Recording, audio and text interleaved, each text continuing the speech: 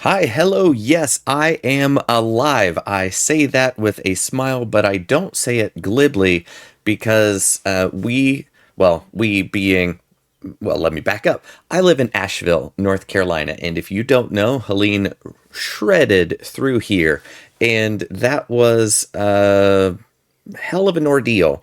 And like everything, the thing can be very quick, but its effects can go on for days, weeks, years, decades after. And Helene is absolutely one of those things that is continuing on because the night that the storm came through, it's like, yeah, sure, it's really rainy and 45-mile-per-hour gusts. Oh, goodness. And the next morning, we had one patio chair turned over. It's like, oh, goodness, it's so bad. And like most displays of hubris, you you don't realize how bad it is until later. And our power went out around 5:30 in the morning, and that was to be expected. It's like, all right, there's going to be some branch across a power line somewhere. And when it goes out at 5:30, you go, okay, well, I'm going to wake up without an alarm because all the electronics are off, that kind of thing. And when we first start going out and venturing out, the development that we're in, there's one way in, one way out. And when you're out there, you can turn left, you can turn right. And when you turn right, it goes down a hill and it's right by the river. And anytime it rains, it seems like that field gets flooded out and you can't go that direction. So when folks are saying, hey, it's flooded out over there, like, of course, it floods every time.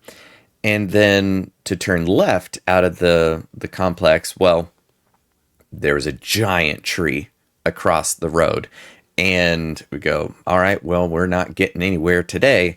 So we just kind of camped out at home. And then once that tree got cleared, we were able to, I got in the car to just, all right, let me see what this is. And then drive over power lines and see just how many trees were down in just a quarter mile. And there's just dozens of them. And the other way was flooded out. And then I go back because there's nowhere to go. Like, it's still trapped. And the cell phone service went down. And we don't have power, no internet, no cell phone. Suddenly, we're just cut off from everything. No way to get news. There's a boil water advisory, but we don't know. We still have running water, so that was cool. I made a protein shake, so like, all right, I'm hungry. I got a lot of powder, so this would be what I eat today.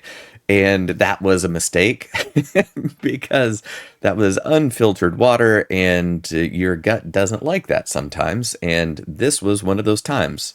I'll spare you all the details, but you can't imagine what the first day was like. Then day two rolls around, and I'm able to get out farther this time, which involved driving over lots of power lines. There are some trees and limbs still in the road, just drive over those. And it takes me 4 hours to find anywhere that's open. The only place that was open was the local Publix, which is a Florida-based company. So they know that that store should have generators, which they do, and they've got Starlink. So for several days, Publix was the only place open and the only place that had internet coverage, and cell phones were still down for several days. And the only thing that we really needed were diapers and wipes because we were already running low on that. I at least knew enough to gas up the car the day before the storm came through so I could drive around while all the gas stations were closed, and that was a whole debacle. But At least the car had enough gas to get to and from Publix. And I had to stand in line for 2+ hours before I could get in, hoping that there would be anything left on the shelves. And this is like day two. Well, there weren't that many people, all things compared. And I got the last box of her size of diapers because, oh, yeah, we're going through this with an 8-month pregnant wife and a 2 and some change-year-old toddler. 0 out of 10 would not recommend. And after coming back with that, and it takes 4 hours for me to get there and return. And understandably, my wife is kind of freaking out a little bit because she doesn't know how bad it is out there or how good. All she knows is that I'll be right back because I'm going to the store, and it takes 4 hours. So after the second day, well, everything in the fridge, all the meat, all the frozen stuff, well, we've got to do something with it. And we had a charcoal grill, but there's no charcoal at Publix, couldn't get our hands on any. And we connected up with neighbors and the whole community here. And we just had a big old barbecue grill out with everybody bringing their stuff that's still good, but wouldn't be much longer. So we all had a big grill out. And then a couple days later, a neighbor of ours who has kind of what I think of as an adventure van. They've got photocells on top. They've got Starlink on there. They reactivated their account. And this was before Elon Musk was like, all right, if you've got Starlink in an affected area, use it for free. Don't even worry about it. But the neighbors paid up front to get that going. So that was our one connection to the outside world. But we don't have generators. We don't have any way to charge our power banks and everything. So the power banks that we had, that was it. That was all we had. And then we took the power banks back to Publix, which it's a little bit easier to get to, but everybody and their mom is trying to use the outlets there. So it was just dozens of people huddled around power strips daisy chained together, and everybody huddled over their phone. But since there are even more folks, like the day two when I went, I had to wait about 2 hours. Then the line was about 4 times as long when we came back first thing in the morning. The day, it might have been day 3 or 4, I don't remember. But that line was down and around the corner. It was bonkers. And so it was kind of like one of those, keep your phone off until you go to a place that you know you can get internet connection, turn it on, try to send as much as you can, download stuff, and then turn it off because, well, you don't know when the next time that you can power your phone will be. So it was really difficult to connect and coordinate with folks about the state of the roads and, well, is this going to be blocked off? And some folks are saying, well, you can go all the way down to South Carolina, head east, come up through Charlotte to get to Morganton, which is where my family is. But there was no guarantee that the roads were clear that way all the way. So it was that kind of math of, if we drive away from the house right now and that there are no gas stations up and running, will we get far enough to where civilization and life is still going? Or will we get blocked by some crazy mudslide and then not be able to turn around and then run out of gas and, oh, we've got a toddler and a pregnant wife there? So I didn't care what I would see on Facebook or any news like that. I just said, we're hunkering down until it's obviously painfully clear that everything is actually clear.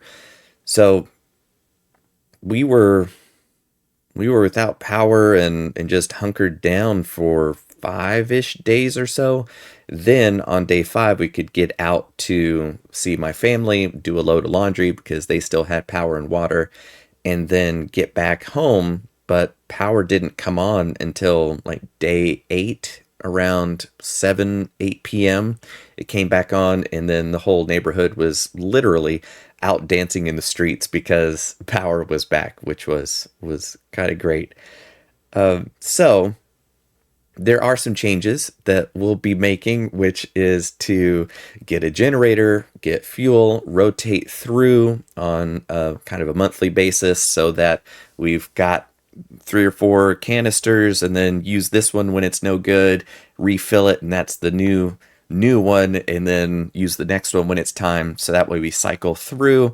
We're getting a propane like grill because yeah, we borrowed somebody's one hot plate propane camp stove to make coffee on like day 6 or 7. We had our first cup of coffee.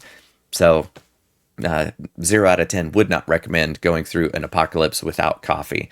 So we're going to get a big grill so that we can cook dinner, and then have that smaller one so that we can make coffee in the morning. And just a note that's a good memory is that the kiddo every day was asking for mac and cheese. Like, she doesn't eat mac and cheese all that often, but evidently that was the one thing that she needed out of life right now. And she would ask for mac and cheese. We're like, we can't do mac and cheese. There's no way to heat up water. We can't boil the water that we're supposed to be boiling. So no can do, kiddo. So when we borrowed that one eye camp stove thing, we were able to actually make mac and cheese, and she was just over the moon happy. So that was nice. So we'll be getting a gas stove. Oh, and the water thing, because we didn't have a lot of water and there wasn't a lot of water to buy when we could make it to the grocery store. But then I remembered, I was like, oh yeah, I bought that 4-liter filtration system maybe like 3 years ago, like in 2020 when things went a little squirrely, but we were still living in Chicago. And I bought the platypus system, and my wife kind of made fun of me at the time. You're like, you hate camping. Why are you getting camping gear to filter water? I was like, just nice to have. And when we moved out of Chicago back down here to the mountains, back, I mean, for me, because this is where I grew up. So when we moved here to the mountains, and we kept it, and it was just in the garage for a couple of years. And then, oh, we're in a boil water advisory with water we can't boil, and we're running out of bottled water. Okay, we've got this filter system. It's gravity fed. I love it. It worked great. We filtered a lot of water for neighbors who were kind of in the same position. So it was a bring whatever you want, and we'll use the running water we still have, run it through this filter. Now you've got clean water to drink, brush your teeth with, all that kind of thing. So that was really, really useful. Highly recommend getting anything like that, so that if you don't have the ability to boil water and you would have to go down to the river and get muddy water, this filter is phenomenal, and says right on the box of, if you're in a boil advisory, use this if you can't boil it. I was like, that's us. And it worked perfectly. So the community of Asheville, the surrounding areas, the surrounding counties are completely decimated. There are folks that week and a half, 2 weeks later are still only accessible by mule and ATV, having to drive across rivers and creeks that fortunately are going back down, but the effects of this will last for years. And all things being equal, we got out relatively unscathed, and there were only a couple times in the first couple of days that were real squirrely of Are all the people I'm going to meet when I'm out and about going to be chill, or is this going to be a Mad Max kind of situation? It really was that kind of weird. And seeing the community come together, there was a church here in the area that coordinated just phenomenal resources, and we went to go get ice that they were giving out practically every day to put in the cooler to keep some of the fridge food good way past it where it would have still been good had we not had ice to depend on. And one of our neighbors has a diabetic cat, so they have insulin that they had to keep cold, and they didn't know about it. But nothing else to do but walk around the neighborhood, keep the toddler entertained. And I was like, "Oh, hey, they're giving out free ice if you can make it there early enough. The line's long, but go get ice." Put it in the cooler, and that way your cat's insulin will be good. It's like, oh yeah, thank you so much.